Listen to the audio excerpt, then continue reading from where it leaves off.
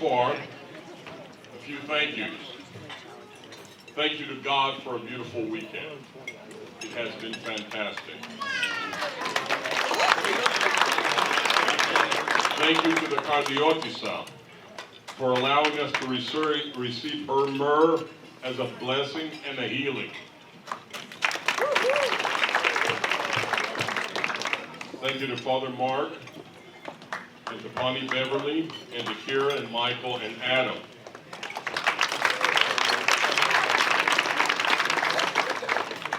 Thank you to the parishioners of St. George for hosting us this weekend.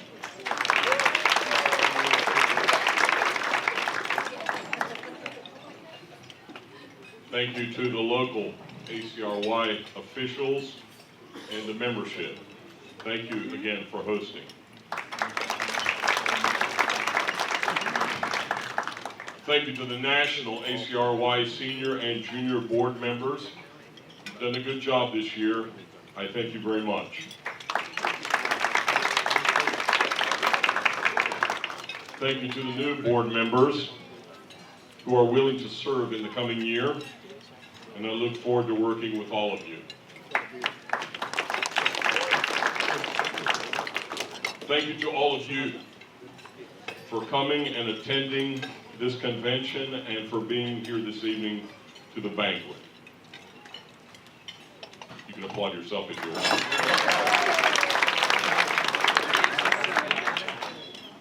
I just had a flashback. I think it was 4 years ago, and Jeb Bush was sitting somewhere, and he looked at the crowd after he said something, and they didn't applaud. He says, "You should clap here." That was the end of his run for the presidency. I said, "Please clap." Please clap. That's right. That's a quote. Very good.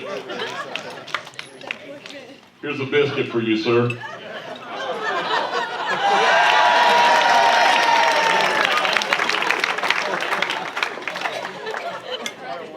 Would you like the plate with it too?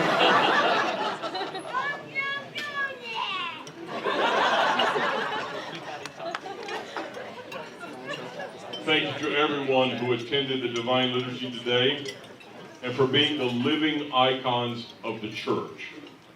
I'm very proud of all of you, and I love you very much.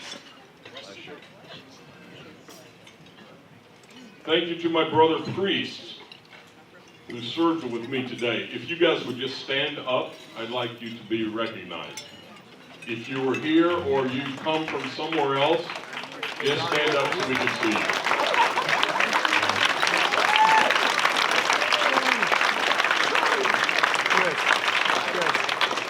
Father Mark, I didn't say sit down yet.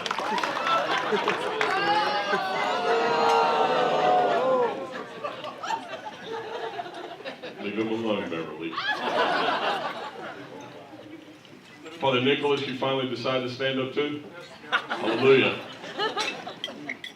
What I'd like to do is go around the room like I normally do once a year or maybe twice a year and just acknowledge their years of service.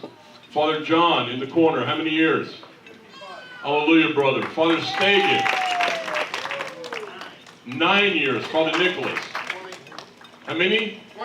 20. Father Ed, 34. Father Peter, 25. Father Miles, 28. Father Mark, 27. Father Robert, 19. Father John Fedornock. Boy. For the record, Father John retired about a year ago, and he's been serving every Sunday somewhere. That's what happens if you retire. Father William. 4. Father William is one of mine, so he's younger in age. Father Jim. 47.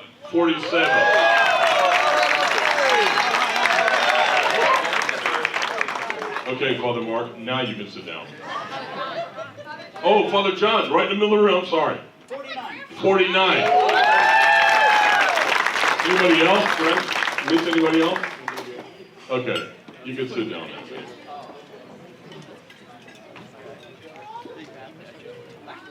behind every good priest, in most cases, is a Pawnee. And so all the Pawnees stand up. Let's go, ladies.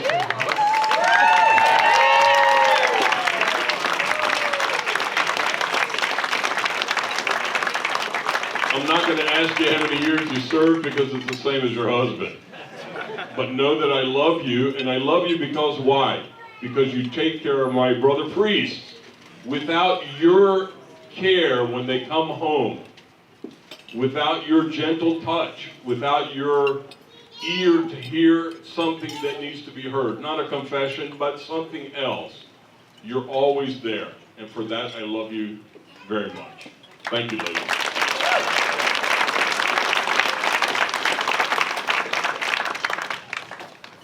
You're kind of lucky because in the rooms in the hotel, the papers were really small this year. And I didn't really have that much paper, but I found more pads. Yes. Go on. Father Mark, what are you laughing about? I'd like to thank the archons of the Ecumenical Patriarchate. Can you gentlemen please stand?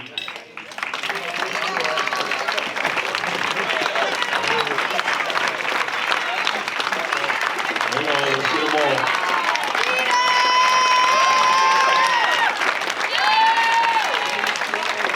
I thank all of these gentlemen because they have, in ways that you cannot really understand, have helped the Ecumenical Patriarch and the Ecumenical Patriarchate globally, not just locally, although they are here in the United States.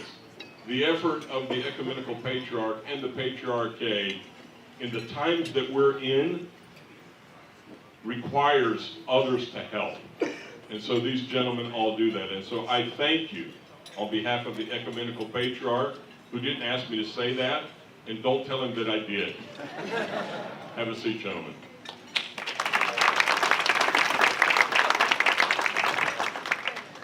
One of my pleasures is on an annual basis to try to add more archons. This year we have added an additional one, and if so, Stephen Petrick will stand.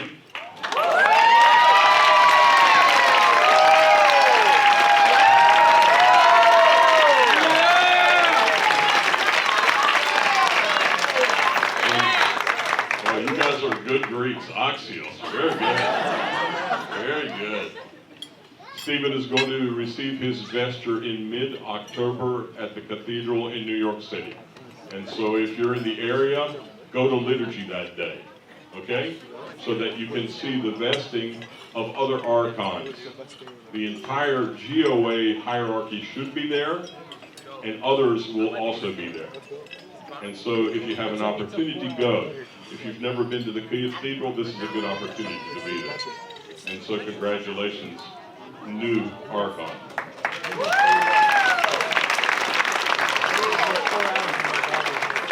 I'd also like to thank my auxiliary bishop, His Grace Joshua of Mercer.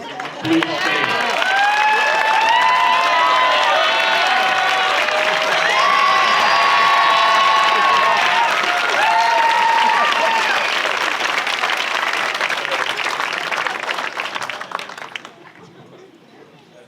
The results show that he got more applause than I did. Joshua, I love you. You know that, right? I know you do. That was prime. If you'll go to the table and pick up the program book right quick. I always like to talk about the program book because I know it takes a lot of work to put this together. Somebody or a team of people worked really hard to put it together. So just open it up, if you will. There's a guy there. That's like the first picture I ever took as a bishop. And you want to know, I've got lots of them. I don't know where they found this old one. But this picture was actually taken in New Orleans before I came to you. And that engolpion, that necklace that's around, that was a gift from Metropolitan Alexios. So it's an important one for me. If you go down to the bottom of the page, I'm actually salivating. I am salivating the first anniversary of my elevation to Metropolitan. You keep going there. There's a letter for me that they asked and I sent. Father Peter sent one. Father Miles sent one. Rachel has one. I would recommend that you read hers and forget about the priestly stuff. Not really. Read it. And then there's one there from the juniors. And then there's that program. And then there are the words for that song that y'all sang. Y'all. I'm from the South. I can turn it on anytime you want, man. And I got down to the last line, and it says, "And I will remain its son." And I wrote, "And daughter." Okay? Now you can work out the verbiage at the top to make the song fit, but the reality is that there are 50% men and 50% women in any cultural group. And so let's not forget the women when we look at honoring the culture that we come from. Okay? So you can keep going, flip some more pages. There's some ads there. Binghamton paid full price, they got a full page, whatever. And you can keep going. There are families there. The Fodornoks, Brinos, and that whole clan has a nice page there. The catering company has something. And then you can look and see the Ditko family has something. And then you keep going, and there's Elizabeth's emblem and their page, and you keep going, more stuff. Oh, there's Johnstown. Okay, wonderful. You keep going. There's a restaurant there. Maybe we'll go get something to eat later. And you just keep going. And it's wonderful that you're able to have different churches and different families help sponsor things so that the cost to the local community is not overwhelming. There's a nice picture there of the Leisures/Michael family. You're laughing, but I'm talking about you. There's some additional stuff there, of course, the other churches being supportive. All of it there is really nice. And then you come to a page where Metropolitan Nicholas is with his brother George. Are you there yet? Are you there yet? Are you there yet? I made a connection with George early. Within a couple of days of becoming the bishop, he came to me as the brother of the preceding Metropolitan, and he did something that actually became the routine with us. He brought me a can of Coke. Literally, every time I saw him, he brought a can of Coke, or a glass of Coke, or a bottle of Coke. He's gone now, and I miss him, and tonight I'm drinking Zinfandel. That's okay, but if George was here, I guarantee there'd be a Coke in front of me, and so I thank his family. The leadership of the parish is there. And then you go to the social club there. A couple pages over.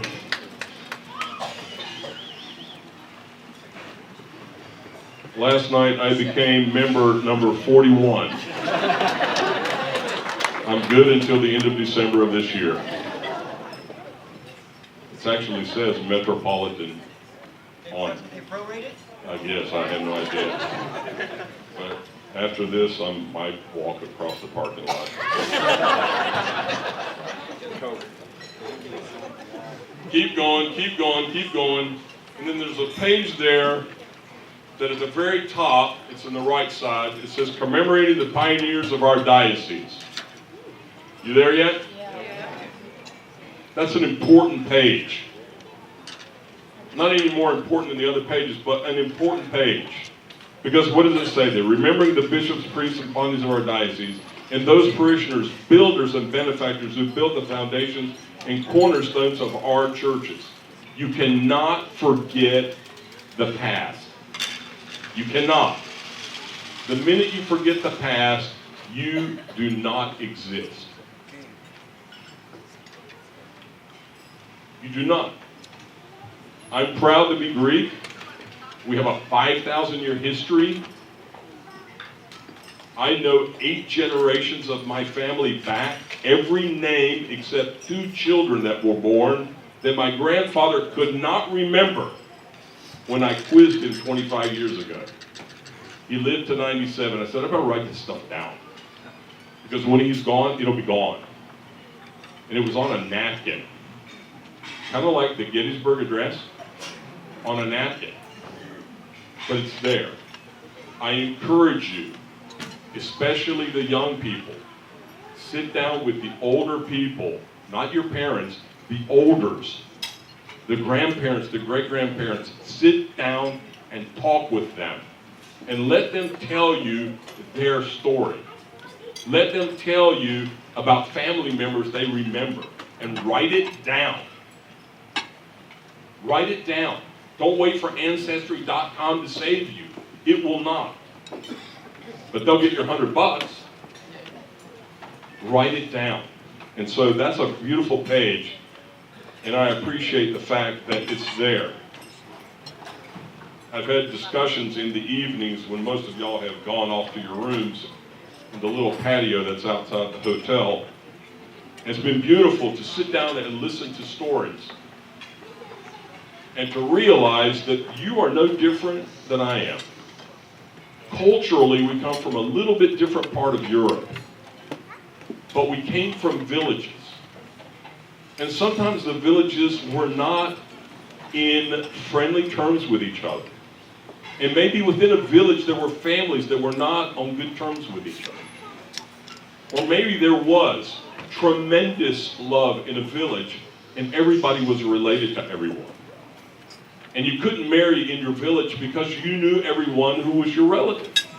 And so you went to the next village. That's what happened in my village.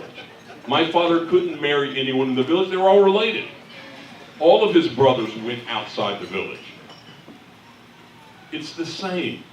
It's just a different part of the world. People are the same. I said it today. 46 chromosomes. That's it. For all of us. And so I appreciate very much the discussion that I had with those gentlemen on the patio, and I really appreciate the special juice that you offered me. Mrs. Brino gave me the first cup, and it was delicious, and then I asked a second one, and it was even more delicious. Ah, yes, the truth is out. And so, to finish up the book here, there's a whole list of people who served as patrons or boosters or put something there in the memory of someone else. It's critical, I believe, that we not forget who we are. That we not forget who we are. It's critical. Because if you don't pass what you know to the younger generation, in 2 generations of not passing stuff, you will vanish. You will be in a book or in an old picture somewhere, and no one will know anything about you, about us as a diocese. Because the agreement with the consistory back then, 7 years ago, was that if I was going to be your bishop, I wouldn't turn you into Greeks. Because that was a question they asked me. What do we tell our people if they ask us, is he going to turn us into Greeks? And I chuckled. And I waved my finger like this at Father Frank and the other consistory members. And I said, I will not turn you into Greeks if you try not to turn me into Carpatho-Russian. But I will eat your food. And that's how they responded, by laughing. And then we went to the Holiday Inn and had steaks, and it was a done deal. You didn't turn me into Carpatho-Russian. I didn't turn you into Greeks. But you have a lot of Greek stuff within what you're doing that I didn't introduce. That's beautiful. And I'm learning stuff that I didn't know from you guys. And so that's how it works. That's how it will continue to work until I close my eyes for the last time. We'll switch gears now to the seminary. It's a critical piece for us. I graduated one in May. When I say me, I mean we graduated one fellow. Michael Foster, he's now the priest in Bluefield, West Virginia. And before I assigned him, I had to, I'm always looking to see what the best fit is with what I've got available. And after I told him I was sending him to Bluefield, he says, that's where I'm from. I had no idea. He came from Morgantown. I thought he was from Morgantown, West Virginia. So far, he's doing well. This fall, we have 3 new ones that are coming, which is a blessing for us. And they'll be joining Dan from Potomac and Dylan from Binghamton. So we'll have 5. That's about the average for us. We're a small diocese, small seminary. God provides. But I ask you that you please pray for their successful studies and for their spiritual development. They're going to be your priests one day. The guys that stood up earlier, especially the ones that are toward the end of their lives, and I don't mean that in a bad way, I just mean you're older. They're retiring. Or they're dying. And we will need priests to fill in behind them. Can you imagine that Father Stagan, who's been a priest only 9 years, is going to be a senior priest in a couple of years? Whoa is right. Do you have any gray hairs yet, sir?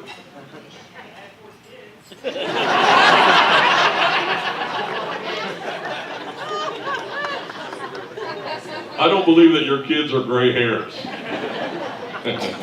Poor kids. Yeah, for right now, you probably have more later.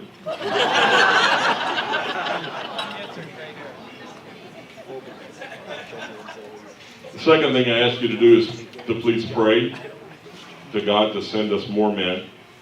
That they'll come to Johnstown, they'll fulfill the vocation to the priesthood that they've been called to. There are some young men here already that are coming. I know that. They're committed.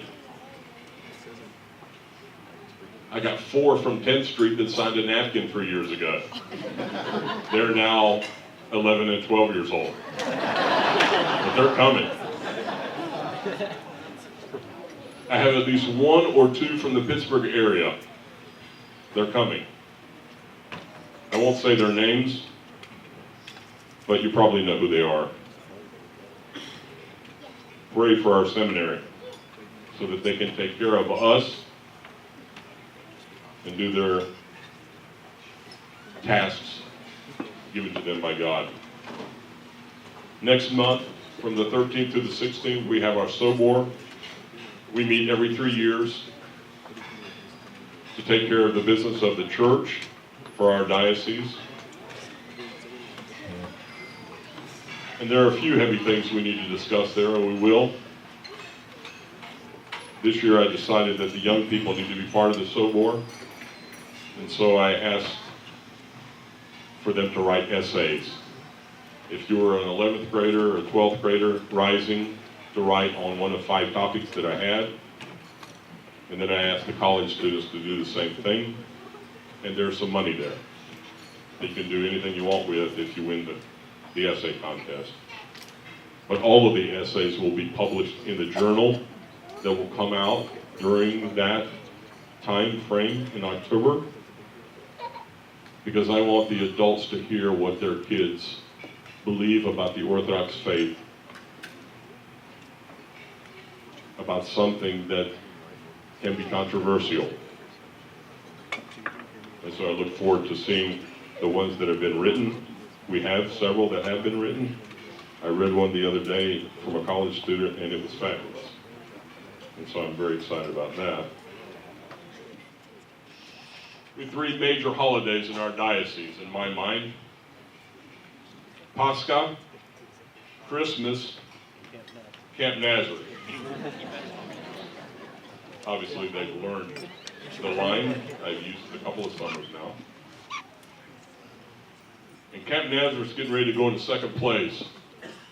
I've already experienced more Christmases than I can possibly enjoy, because usually they're connected to gifts. I'm 60 years old, and I have celebrated now with you guys 7 years of 2 Christmases. So that puts me like at 75. I'm done with that. What a summer camping season we had.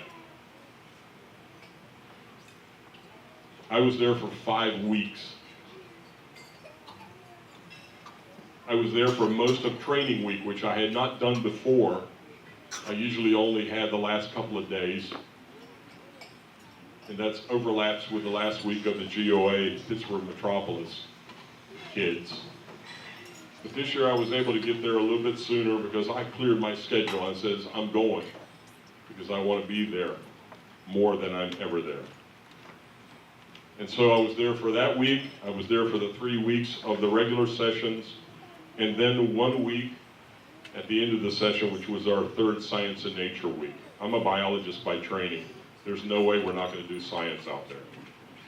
It's just a matter of me getting it organized. It took a couple of years, but we did it. And I want to thank the Binghamton Parish, specifically for Science and Nature. They have now golf tournaments where the proceeds go to that specific week of Science and Nature.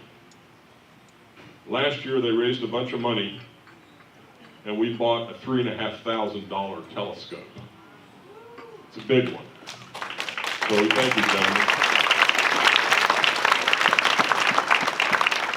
They made arrangements so we have about 30 to 32 microscopes. High quality stuff. Refurbished things from hospitals. New ones, different types. And so they're helping us in tremendous ways, and so I wanted to thank them for that. There are so many wonderful memories and experiences at camp. And if you know me, I could stand here forever, maybe 2-3 days, and regale you with stories, but I won't do that tonight. But I will tell you some things. I can still hear the radio traffic between the staff, because every one of them's got a radio, that the New Jersey, New York buses were on Pew Road. We're waiting for them. They all come together. But the radio is crackling because it's late in the day, and where the hell are they? And they come. And I can still see and hear the excitement of returning campers finding their friends in great joy and laughter. Where's Rachel at? Stand up. Where's Cassie? Stand up. When they found their friends, it was like giddy time. But I remember specifically the joy in their faces and the sound of the laughter and excitement when they found each other and their friends from their group. You can sit down, ladies.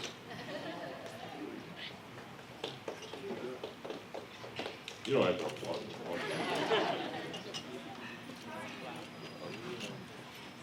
I can still see the big eyes of the first timers. The little kids show up. They don't have a clue what camp really is. They may have heard from a brother or a sister or from a cousin or a friend about Camp Nazareth. They may have looked at pictures of Camp Nazareth. They may have reviewed the videos that we put out every year. But until you come to camp and actually are on the property, you don't have a clue. And that sort of wonderment is a beautiful thing to see. I can still hear the introductions of the co-counselors the first evening of camp, all 3 weeks under the pavilion. All the kids are there, and the counselors and staff are over in the corner, and they get introduced, and they come running in with so much joy and excitement. that the kids can't help but go crazy. And they do. I can still see the seniors lighting their 7-day votives in the chapel. When you're graduating, we do some special things for the seniors. They light a 7-day votive and they put it in the chapel. And at the end of the week, they get to blow out the candle and it's burned down to the bottom and get to take it home with them as a memory. I can still see that. And the individual people, I can still see the priests leading the campers for the blessing of their cabins and the flickering small flames of the kids that are carrying them. That they leave from the chapel after evening prayers and they go following the priests who are carrying water to bless their cabins. Nobody else does this kind of stuff.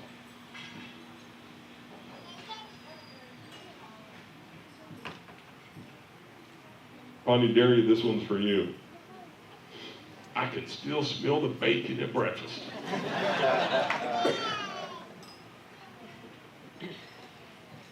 Bonnie Derry, this one's for you too. I can still taste the Euro sandwich on Tuesday and the tzatziki sauce. Nico's, not Spiros.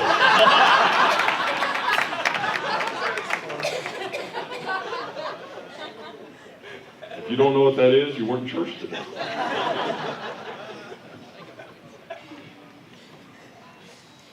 I can still remember campers for the first time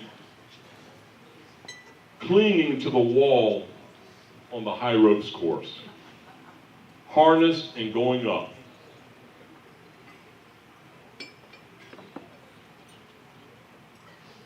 I can still hear the sound of the zip line as one of our campers jumps off the little platform and goes 708 feet across the ravine through the woods and lands on the other side. You can hear that sound. And every year I have a flashback when I'm watching that zip line. 2 or 3 years ago, Father Jim Dudko came to me and he says, "Your Grace." I said, "What is it, Father Jim?" "Can I go on the zip line?" "Where are you, Father Jim? I heard your voice earlier." "Oh, you're down there." "Stand up, Father." I said, "Father, do you have coverage for this Sunday?" And he says, "Please don't tell Honey Kathy." I said, "Father, I won't say a word." So I got underneath the platform and I videotaped Father coming out.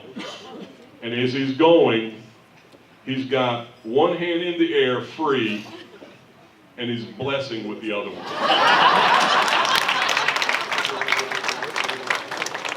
He got all the way to the other end safely. And true to who I am, I did not say a word. But I did send her the video.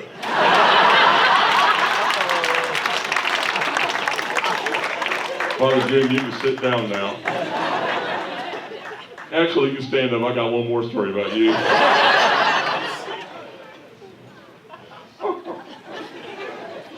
That was early on a Friday afternoon, and later in the Friday afternoon, we did some other stuff with water sports. And there was a slip and slide. You remember this? There's a long slip and slide, and I'm at the other end of the baseball field, and I'm watching the kids go down the slip and slide. And then all of a sudden I see Superman. Head first. Twice. I said, "He's lost his mind. Now you can sit down, Father."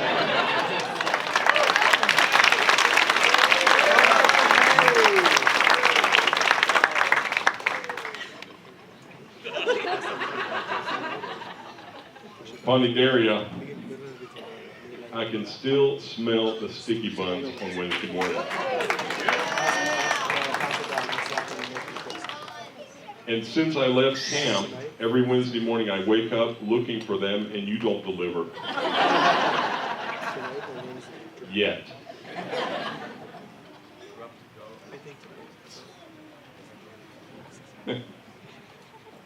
If you know the layout of our camp, at the top of the hill is the staff lodge, and there's a balcony there, and that's my room. And right below it is cabin A and B. Cabin A and B are the senior girls. 11th, 12th grade, 9th, 10th, whatever. I can still hear them complaining about cabin cleanup. It's really bad this year. And we know it was really bad because at the end of the week, the boys' cabins were winning the cabin cleanup. Stand up, gentlemen. Yeah, stand up. Stand up, stand up. It's all right. You represent, just stand up. It's all right, just stand up. Stand up. Matt, did your cabin win the junior stuff? Stand up, sir. Stand up. 2 weeks. All right, sit down now. Ladies, it is an embarrassment when the guys have cleaner cabins than you. I expect better next year, or we're just not going to let you come to camp.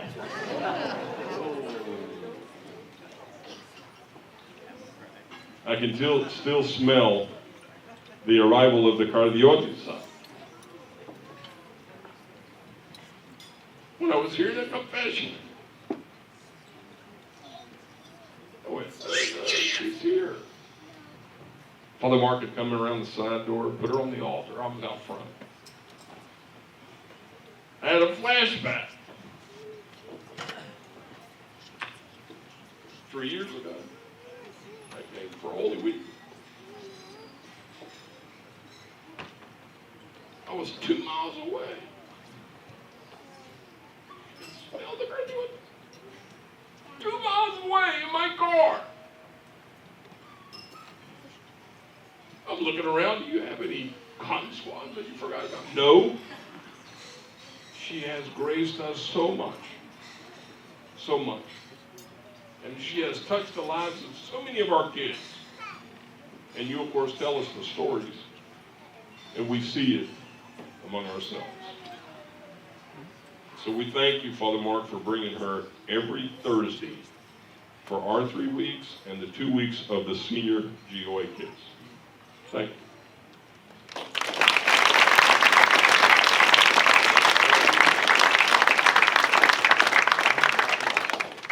I can still hear the singing of our kids in the church during services. Truly amazing voices. And I have told them this more than once. I would put our kids up against any other Orthodox kids in a music singing event.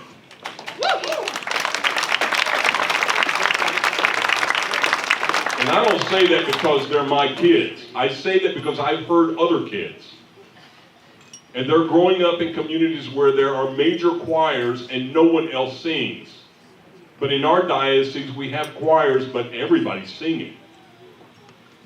And singing a specific music, the prostapina, that no one else does. No one. And when 2 bishops of other jurisdictions, an Antiochian and a Rocor bishop, came 2 years ago, our kids, during Matins, sang.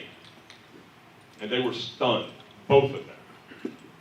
Bishop Thomas of the Antiochians, Bishop Nicholas of Rocor. They said, how do you do that? I said, what are you asking me about? What do you mean, how do they do that? They were so impressed with our young people. And I'm very impressed with them. I really am. They do a great job. Thank you for the ones that are here.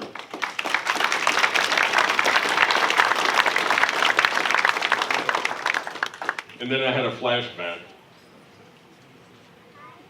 I went to Holy Cross and I learned 8 tones of Byzantine chant.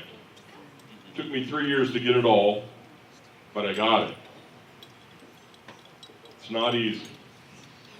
It's like learning a new language, because they don't use Western notation, they use Byzantine notation. And then I'm elected bishop, and they said, well, we have prostopinija. I said, what's that? And they said, well, that's the musical style that we use. And I went, really? How many tones? 8. I said, oh man, I'm in trouble.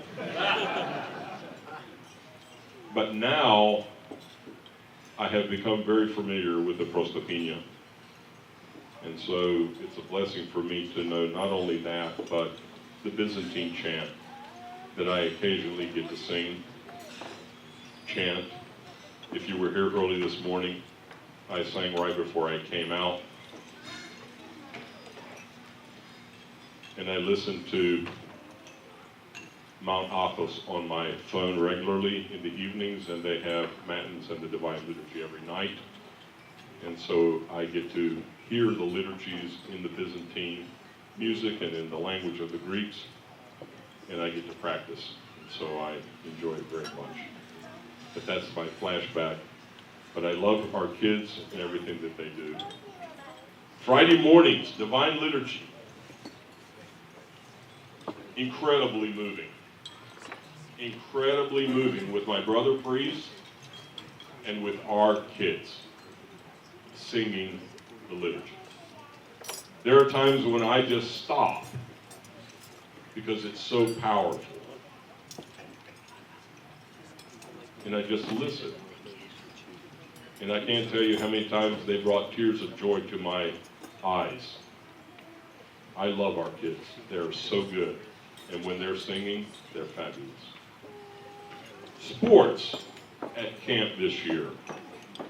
Awesome types of activities offered. Where's Joe Simolenko at? Stand up, sir.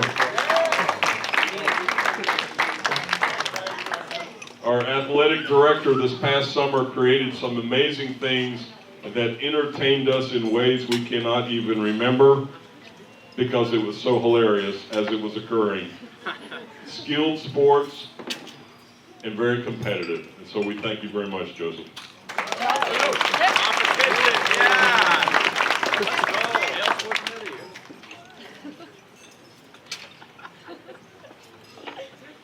I can still smell and I can still hear the crackle of the campfire, where our kids gather on Tuesday evening and they sing camp songs.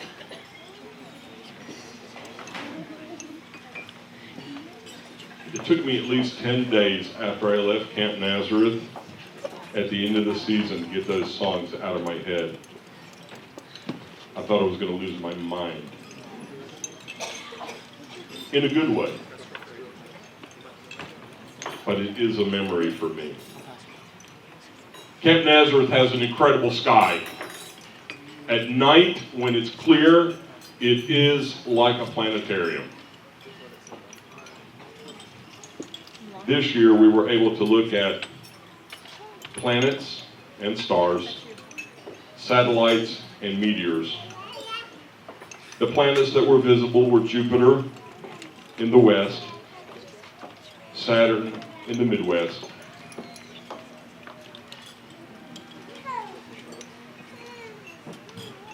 just incredible stuff.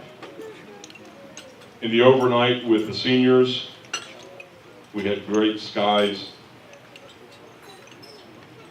But probably the highlight this summer of the sky was the last night of the third week. We were given another beautiful surprise. Father Miles came to me about 9:15 Friday night. At that time, the kids were under the pavilion and they're dancing some kind of dances. I don't know what that is. They know what it is. I have no idea.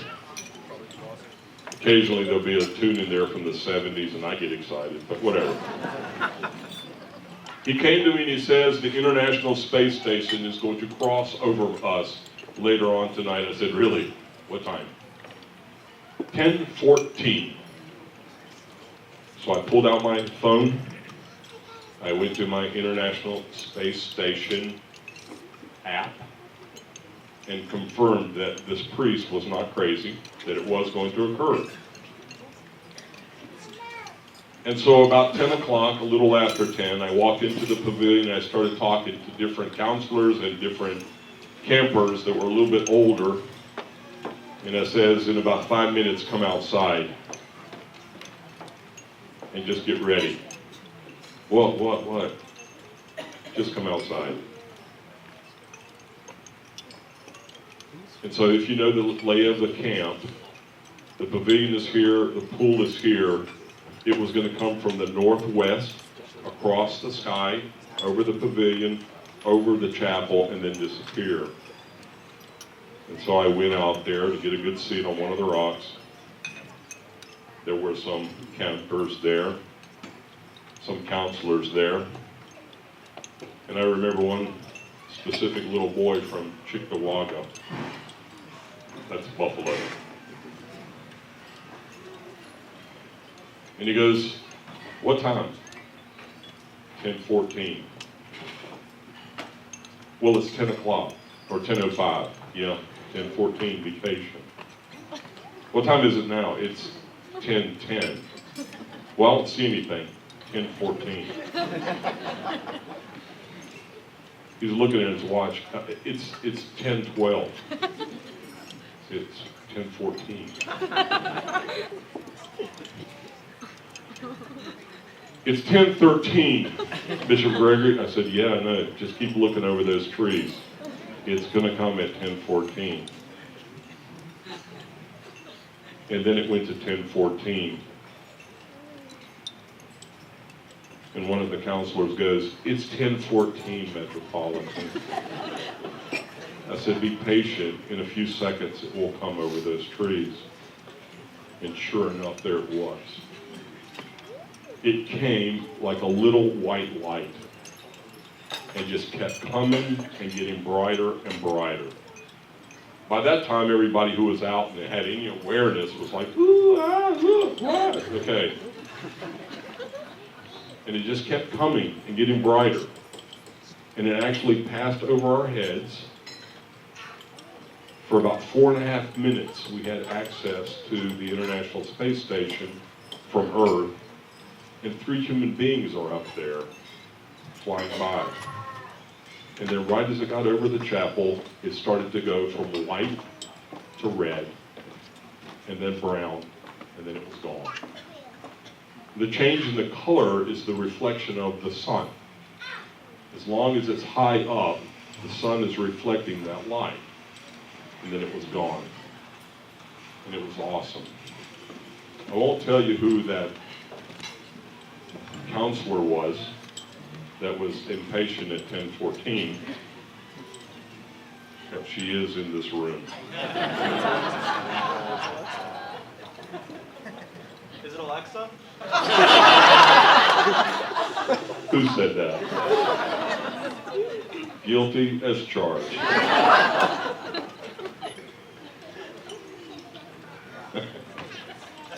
I said nothing.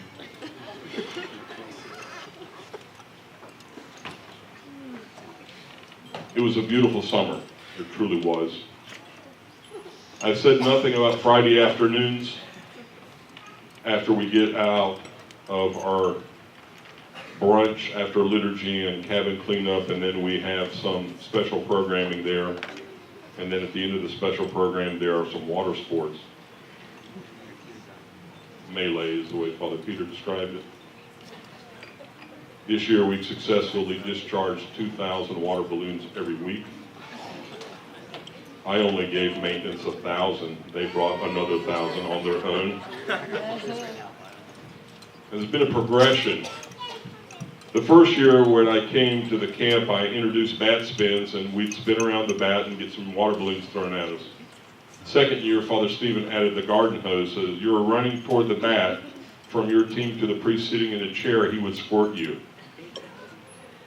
The third year, we would have not only the spinning of the bats and the water balloons and this garden hose that was spraying you, but there were small containers that had water in them that occasionally a child just needed an extra dumping of water on their head. And then it continued the next couple of summers as the containers kept getting bigger and bigger. And then a couple of years ago, actually last summer I think, we added the super soaker type of stuff, and it became total chaos. Perfect. And then this summer we included some high pressure hoses.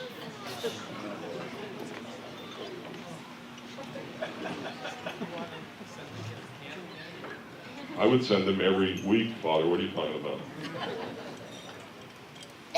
It was a baptism by fire, but the fire was water. And what's happened over the last couple of years is some of the staff has gotten very bold and they try to pour water on my head. Yeah, it's okay. And sometimes they're successful and sometimes they're not. If I can dish it out, I can take it. But if you find another bishop that's willing to do that with his kids, please let me know. I will form a club with him of 2.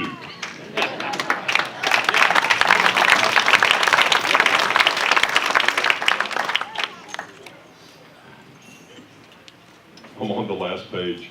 Keep going. That doesn't mean I stop. It just means I'm on the last page.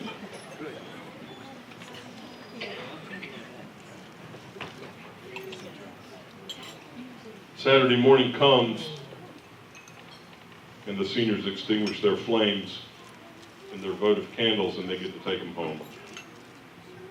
Then we go grab some breakfast after cabin cleanup. It's time to go.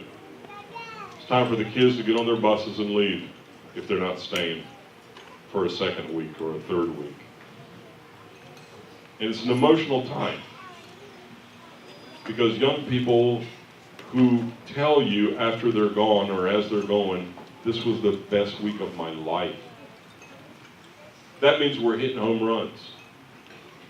That means that what we have there is impacting kids so well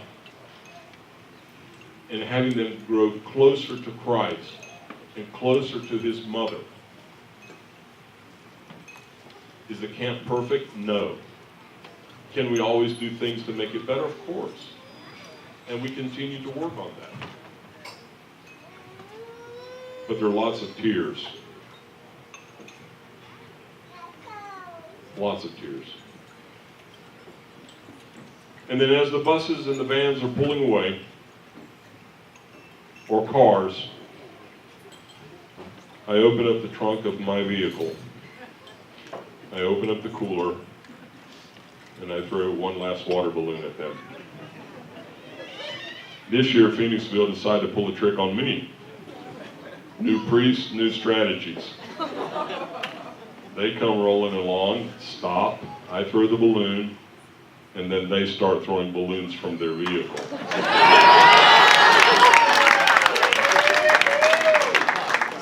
And one of them, who should have been in the vehicle, I believe, was behind me and hit me so hard that I was soaked. And then I made a mental note, she will be back and I will get her.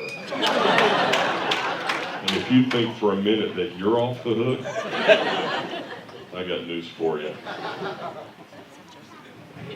Eventually all the kids are gone and then only the staff remains. And in the evening on Saturday night we go out and we celebrate a little bit, a successful summer, and regale ourselves with stories of the last 3 or 4 weeks. And then the next day we have liturgy and then they start leaving. The biggest crier of the staff. You want to guess? Zach Fitzgerald. Zach Fitzgerald. Alexa's not everything, guys. Zach Fitzgerald came up to me. He kept avoiding me because it's the same routine. The trunk opens up. I'm sitting there. There's a cooler. I'm getting the staff as they go out too. Zach comes up. He's sort of going around. He comes up. I'm leaving. And then the floodgates open. I mean floodgates. I don't say that in a bad way, Zach. I say it in a good way. You see, I don't have a problem with tears. They come regularly with me. And he's sitting there for about 30 seconds, just boo-hooing. I mean, really. And if I'd had a Kleenex, I wouldn't have given it to him. And then he gave me a hug. And then I got wet on the shoulder. And then I looked at him, and what did I say? Do you remember what I said? What did I say? Don't make your bishop cry. Don't make your bishop cry. It's not good. And so he got in the car and left. And then progressively, they started going out. And it was a good summer. Of course, we had Science and Nature coming up with about 25 kids. Most of our staff was gone, but a few stayed and helped us take care of all that. And then it was time for me to leave.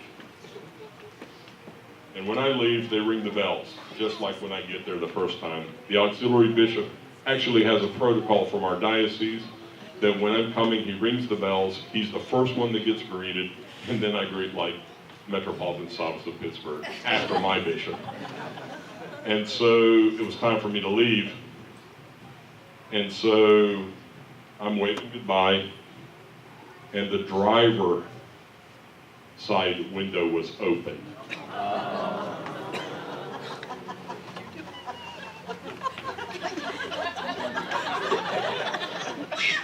I said, there's no way they're going to get me. Father Stephen had a bucket sitting on the golf cart that had been there for 2 days. And he took that bucket and went for my window.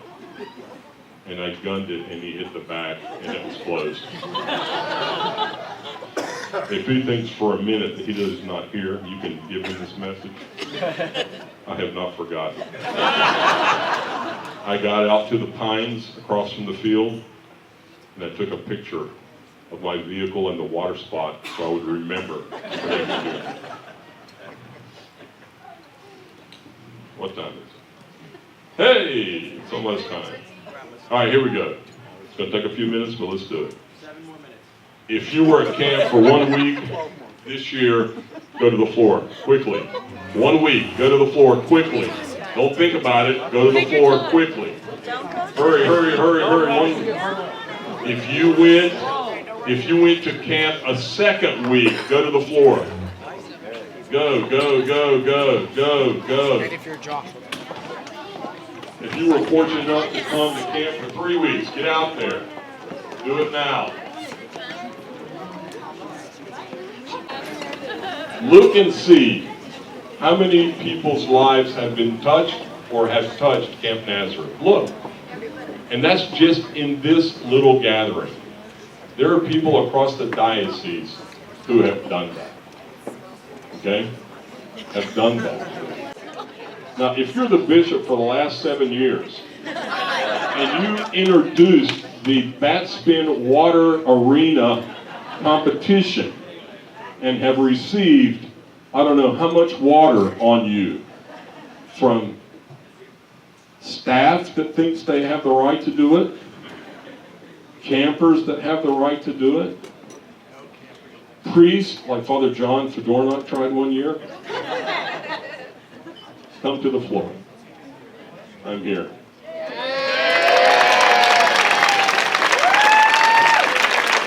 You know that I love you. I pray for you. My time is up. I'm going to sit down. Let the music begin.